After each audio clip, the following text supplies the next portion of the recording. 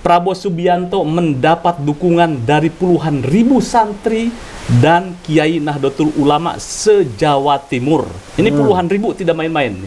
Kemarin Gus Miftah nih, Gus Miftah itu dai milenial lah, itu ya. Juga mendukung Prabowo. Kita tahu bahwa Gus Miftah tidak mungkin berseberangan politik dengan Habib Lutfi, bahwa dia clear mendukung Prabowo. Dukungan dari Nahdlatul Ulama, dari santri itu nyata adanya ke Prabowo gitu. Ya, nyata. Bukan istilah tidak bisa dinafikan. Ya, karena kita juga punya background, Mas. Ya. 2014 itu sebelum kemudian mendukung Pak Jokowi, itu, para voters NU itu mendukungnya terutama di Jawa Timur itu lebih banyak ke Pak Prabowo. Gitu.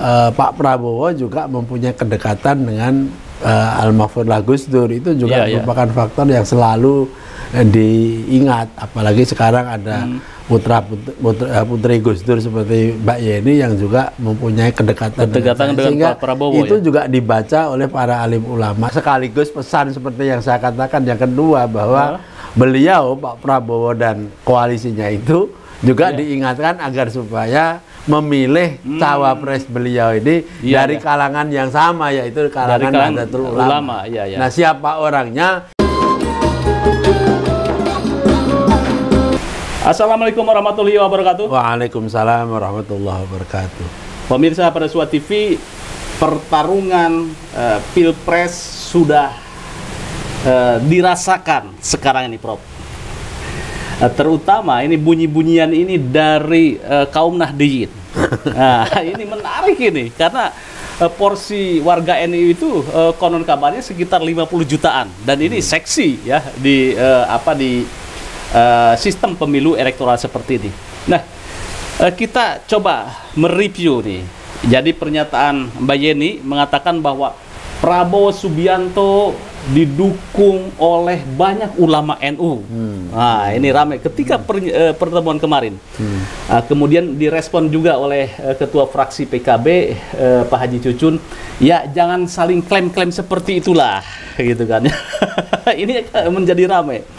Kemudian hari ini, Prof, tanggal 12 September, ini ulama santri ya se-Jawa Timur ini melakukan istighosah lah bersama atau bermunajat mendukung Haji Prabowo menjadi presiden.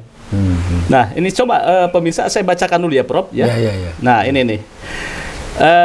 Calon presiden Prabowo Subianto mendapat dukungan dari puluhan ribu santri dan Kiai Nahdlatul Ulama se-Jawa Timur. Ini puluhan ribu, tidak main-main. Dukungan penuh diberikan santri dan Kiai NU dalam acara bertajuk Jawa Timur Bermunajat untuk Haji Prabowo, pemimpin berdaulat dan petugas rakyat. Nah, animo besar hadir dari masyarakat berbagai kalangan, mulai dari santri, kiai, bunyai, hingga warga sekitar yang dengan yakin menyatakan dukungan kepada Prabowo. Nah, dengan ini kami masyarakat Jawa Timur bersama alim ulama, para kiai, ibu nyai, para santri menyatakan langkah dan menyatukan langkah berniat dengan niat yang tulus, istiqomah, berjuang, berikhtiar, berijtihad memenangkan Prabowo menjadi presiden.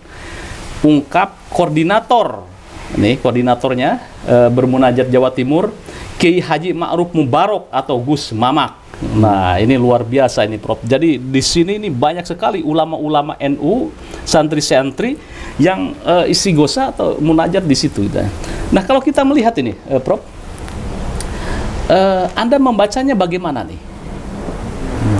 Masyarakat NU kok begitu tertarik atau melihat sosok Prabowo itu begitu seksi, Prabowo di mata warga NU?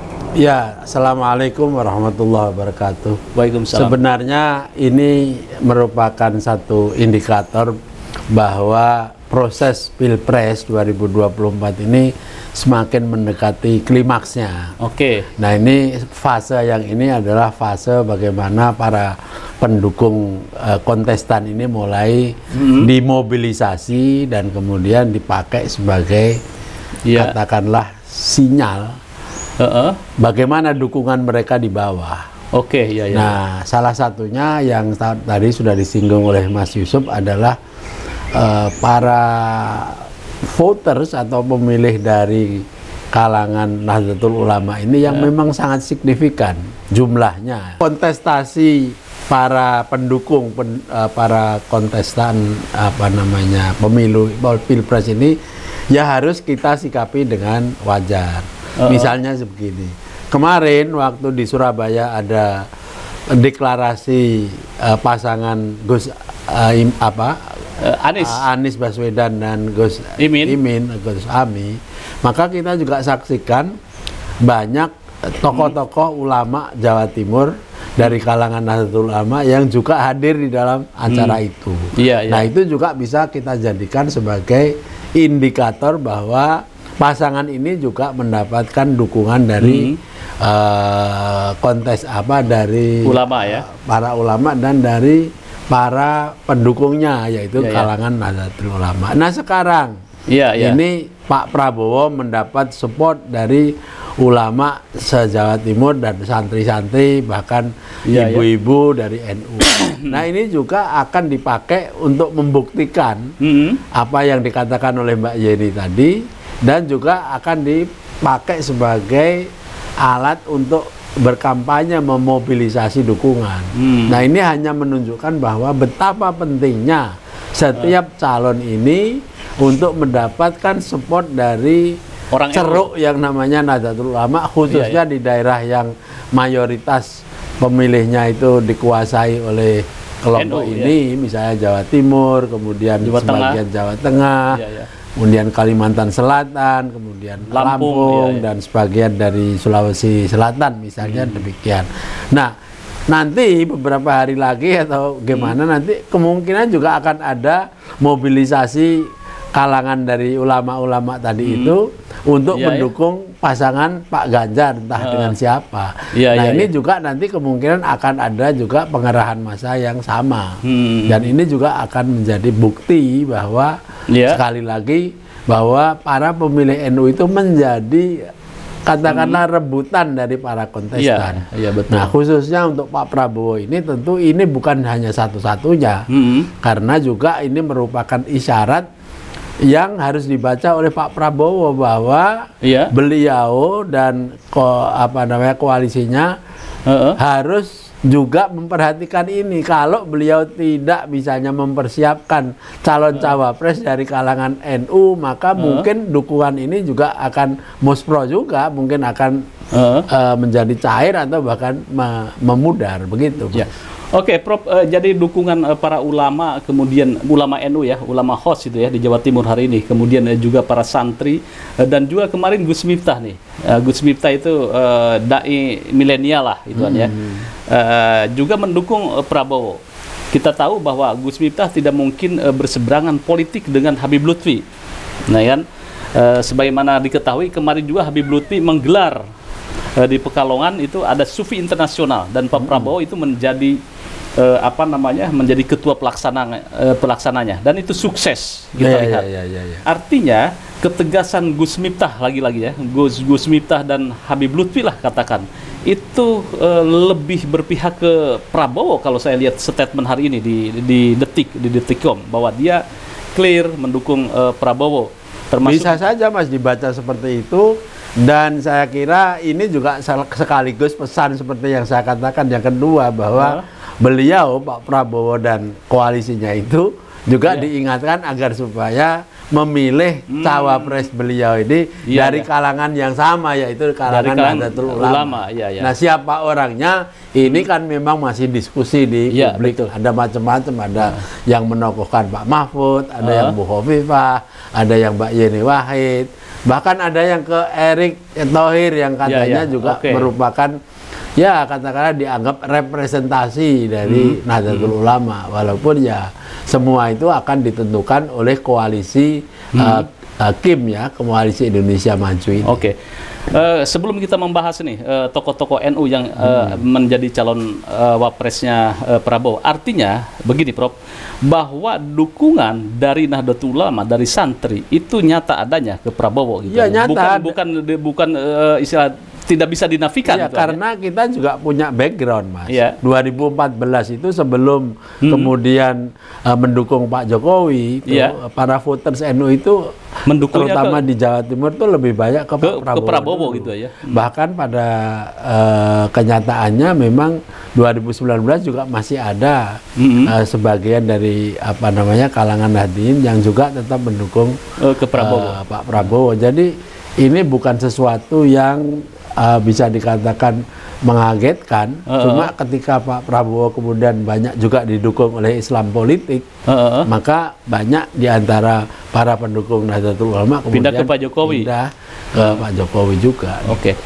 Kalau menurut Anda ini ya, sosok Prabowo itu dilihat profilnya itu oleh warga NU gitu kan. Kira-kira itu seperti apa ini kan ya? Ya kalau melihat katakanlah aspirasi warga Nahdlatul Ulama, paling tidak yang namanya Pak Prabowo ini termasuk figur yang dihormati. Apalagi beliau itu mempunyai semacam background yang dekat dengan warga NU, yaitu sebagai militer. Kita tahu bagaimana hubungan sosiologis dan hubungan antara sejarah antara militer dengan Nahdlatul Ulama ini cukup dekat. Jadi ada semacam semacam empati ketika seorang yang mempunyai background militer itu menjadi semacam katakanlah menjadi tokoh untuk maju di dalam pemilihan presiden. Ini satu. Yang kedua juga fakta bahwa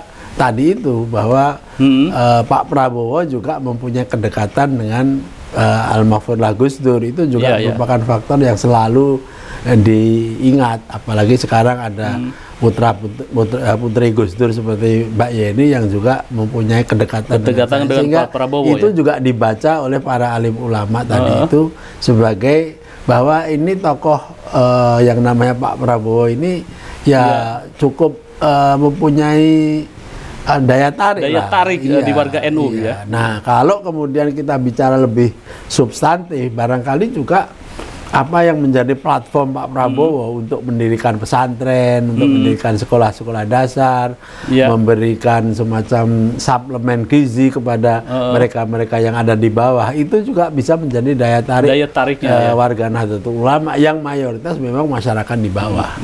Gitu. Baik, Prof, kalau kita lihat Pak Prabowo itu dulu ketika Pilpres itu ya, datang ke Mbah Mun itu, didoakan juga itu kan ya oleh Mbah Mun menjadi presiden. Nah, seperti itu kan akan dipakai ya.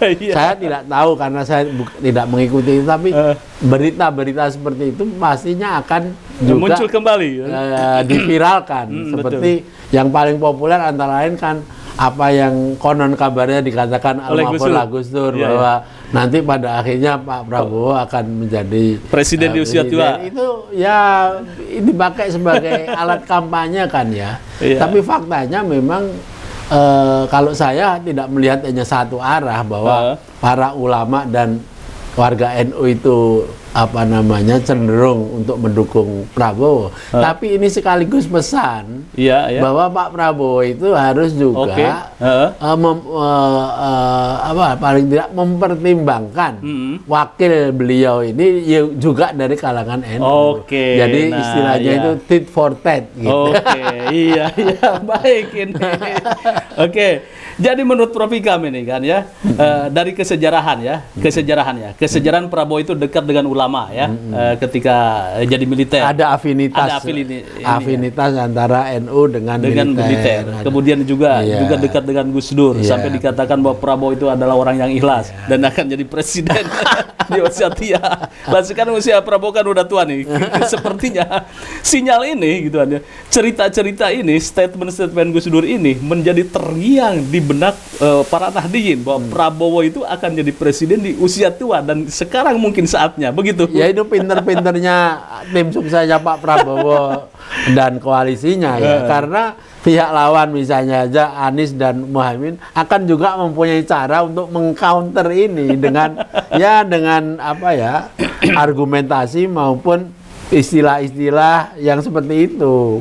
Betul. NU ini kan nggak kekurangan soal-soal yang begitu ini kan. Jadi kalau kita lihat, Prof, realitas di lapangan, warga Nahdliyin memang banyak yang memilih Prabowo dijadikan calon presiden 2024. Nah, tadi menurut Prof Ikam, akan lebih kuat lagi jika Prabowo mengusung wapres dari orang NU. Ya, ini pesan yang tidak langsung diucapkan, tapi saya kira memberikan pesan ini harus ditangkap juga oleh Pak Prabowo. Oleh Pak Prabowo, ya. Kira-kira siapa aja nih? Ya, yang beredar sampai sekarang ini kalau saya berdasarkan pollingnya pada suka saja. Yang paling dominan didukung ini adalah Pak Mahfud MD. Iya, Mahfud yang MD. Sekarang ini posisi formalnya menjadi atasannya Pak Prabowo di dalam kabinet, karena Pak Mahfud kan menjadi Menko, sementara Pak Prabowo adalah bagian dari Menko itu. Kalau nanti beliau jadi pasangan capres cawapres kan artinya berbalik nanti, siapa yang jadi bos kan gantian. Ya, itu satu. Yang kedua adalah tentu Bu Khofifah, karena beliau juga mempunyai kekuatan, kapasitas dan juga pengalaman yang hampir menyamai lah, kalau tidak sama persis dengan Pak Mahfud MD. Hanya saja Bu Khofifah kan belum pernah menjadi elit atau petinggi dalam yudikatif, tapi eksekutif dan legislatif sudah. Pak Mahfud kan tiga-tiganya, eksekutif, legislatif, yudikatif sudah pernah semua kan. Itu nomor 2. Nomor 3 dari NU ini juga Mbak Yeni Wahid. Jangan disepelekan, karena beliau selain mempunyai pengalaman di eksekutif, juga memiliki sesuatu yang tidak dimiliki oleh Pak Mahfud dan Bu Khofifah, yaitu beliau ada zuriatnya Al-Mahfudlah Gus Dur. Dan ini faktor yang sangat dihormati oleh warga NU, siapapun mereka. Apakah akan menjadi pilihan di dalam bilik suara atau tidak, tapi faktanya Mbak Yeni ini termasuk orang yang digadang-gadang, bahkan dalam survei, salah satu surveyor, calon-calon perempuan itu yang nomor 1 dari NU itu Mbak Yeni Wahid. Kemudian muncul juga tadi yang saya sebut Pak Erick Thohir. Ya, walaupun beliau bukan seorang pengurus struktural di PBNU atau bagaimana, tapi sebagai orang yang dekat dengan NU dan beliau dianggap sebagai representasi dari NU. Jadi paling tidak kita punya 4 lah ini. Untuk calon belum lagi kita masukkan Caimin yang sudah mendeklarasikan sebagai cawapres Anies Baswedan. Oke, Prof, jika ini kita lihat aja, jika Prabowo berpasangan dengan Mahfud MD, kira-kira nih Gus Durian ini akan semua memilih ke pasangan ini, atau minimalnya suara dari PKB atau di suara Anies dan Muhaimin itu terpecah, atau bagaimana nih? Ya, saya melihat ini menarik ya, karena appeal dari Pak Mahfud itu kan across boundaries dari NU dan PKB. Jadi bisa saja Pak Mahfud selain bisa menggait suara Nahdlatul Ulama, masa Nahdlatul Ulama, bisa juga menggait orang-orang yang ada di PKB yang seperti kita ketahui mungkin masih belum comfortable dengan kondisi yang dihadapi oleh DPP PKB. Walaupun tidak banyak barangkali ya, tapi ini yang juga menjadi kekuatan Pak Mahfud. Belum lagi Pak Mahfud juga suara appeal-nya ada di luar keduanya itu, yaitu kelompok Islam maupun bahkan non-Muslim yang akan lebih tertarik kepada kualitas Pak Mahfud dan bukti-bukti yang yang sudah dihasilkan selama Pak Mahfud sebagai tokoh politik dan seorang yang memegang jabatan, serta prestasi beliau dan orang yang bersih. Ini menjadi salah satu challenge atau tantangan yang sangat berat buat Muhaimin. Tapi dua-duanya akan mempunyai ceruk PKB dan ceruk NU sendiri. Ini akan menarik ini kompetisi. Demikian bincang-bincang saya dengan Prof Ikam. Jangan lupa like, share, subscribe pada Suha TV. Wassalamualaikum warahmatullahi wabarakatuh. Waalaikumsalam warahmatullahi wabarakatuh.